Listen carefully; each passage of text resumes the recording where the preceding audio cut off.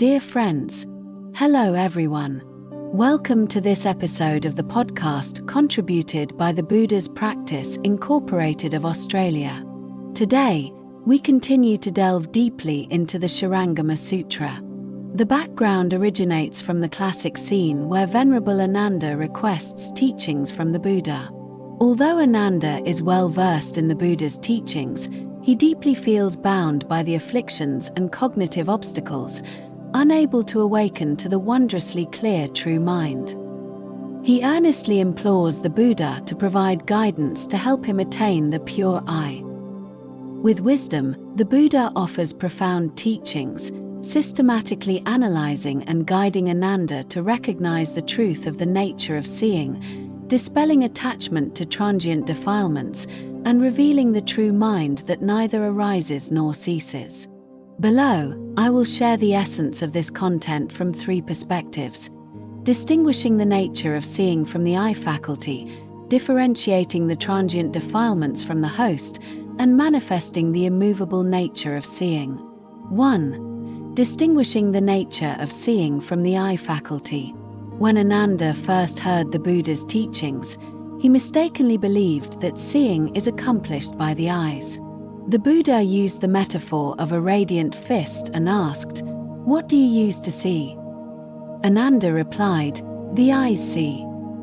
The Buddha countered, "If there were no eyes, there would be no seeing, but if there were no hand, would the radiance of the fist disappear?" Though a blind person has no eyes, they still perceive darkness before them, and this darkness is also an object of seeing. If the nature of seeing depended on the eye faculty or external conditions, a blind person should see nothing at all. This exchange strikes at the core. The eyes are merely tools. The true nature of seeing lies in the mind, not in the eye faculty or external radiance. The Buddha further used the metaphor of a dark room and a lamp. In a dark room, both a sighted person and a blind person perceive darkness. When a lamp illuminates colors, only then can the eyes distinguish them.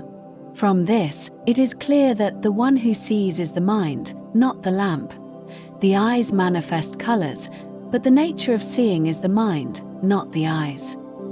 This teaching dismantles the mistaken belief that the nature of seeing is equivalent to the senses or external conditions. The nature of seeing does not depend on the eye faculty nor changes with external conditions. It is the inherently complete, ever undiminished true mind. 2. Identify visitors, dust, and the host. To deepen Ananda's understanding, the Buddha referenced the enlightenment story of Venerable Kaundinya. Kaundinya attained the fruit of sainthood by realizing the meaning of the two words visitors, dust. He said, "That which does not abide is the visitor, that which abides is the host." It is like a traveler temporarily staying at an inn, departing after eating and resting, while the host remains steadfast and unmoving. Similarly, when sunlight shines after the rain, dust particles dance in the air, yet the empty space remains clear and still. Kaundinya summarized this as, "The clear and still is called space, the moving and shaking is called dust." This teaching has three layers of profound meaning. Breaking attachment to the visitor. All unstable, temporary, and changing phenomena, like travelers in an inn, are considered visitors. Breaking attachment to the dust. All fluctuating, arising and ceasing, and unreal phenomena, like dust in the air, are considered dust. Manifesting true nature. The host and the space represent the self-nature, which is still, unmoving, and neither arises nor ceases. This is the truth to be revealed after dispelling attachment to visitors and dust.